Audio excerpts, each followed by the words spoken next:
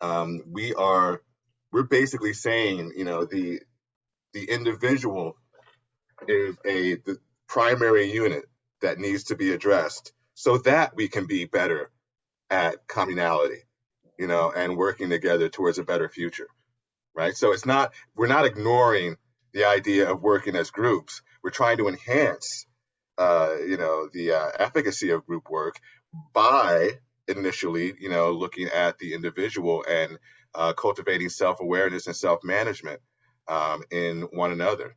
Individuals build systems, Yeah.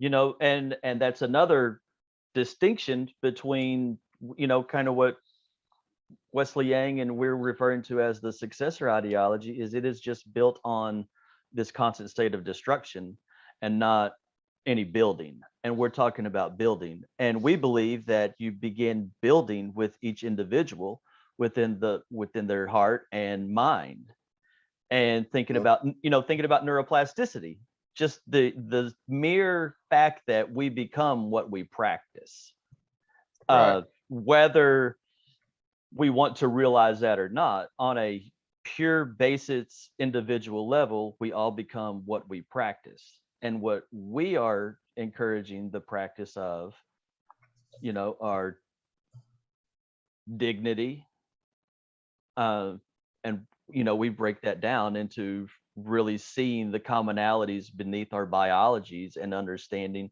that we're all prone to the same motivations and capacities, desires, and we do seek to be together, united, and to Yeah. practice that mindset, to practice not reacting in judgmental ways towards each other Right. because of previous wiring. Right. And yeah, and in order to practice that sufficiently, we have to be among others enough. Yep. Um, there's there's an online there's a website based on gaming theory, called The Evolution of Trust, if I'm not mistaken. And it just takes you through all these games. It's very interactive. The conclusion is that we can rebuild trust three ways, right? Um, the first way is by repeated interaction, right? The more separate we are, the less able we are to see others for who they are and have them see us and understand us, and vice versa. So, consistent, repeated interaction can help build trust, as does low miscommunication, which is what I'm all about. I'm a rhetoric professor. So, doing our best to be as clear and concise as possible about our messaging, as well as being active listeners for other people's messages, right? So that kind of and that necessitates understanding and giving yourself to your audience and your surroundings and things like that.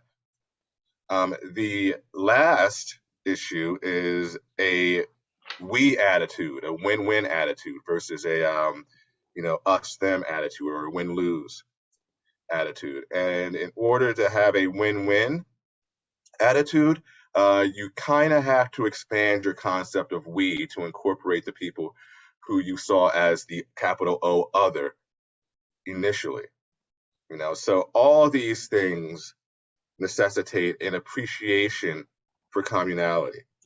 So we're not, we're talking about, we're bringing back, we're making individualism sexy again, There right? you go. For the purposes of societal well-being. I'm teaching King's letter from Birmingham jail later on today, Okay. and he has this to say about individuality and groups. He says, this is towards the end. This is the end of one of his paragraphs. I won't get into the entire paragraph. I'll just read this. Individuals may see the moral light and voluntarily give up their unjust posture, right? So if they're making mistakes as individuals, they can figure that out, right?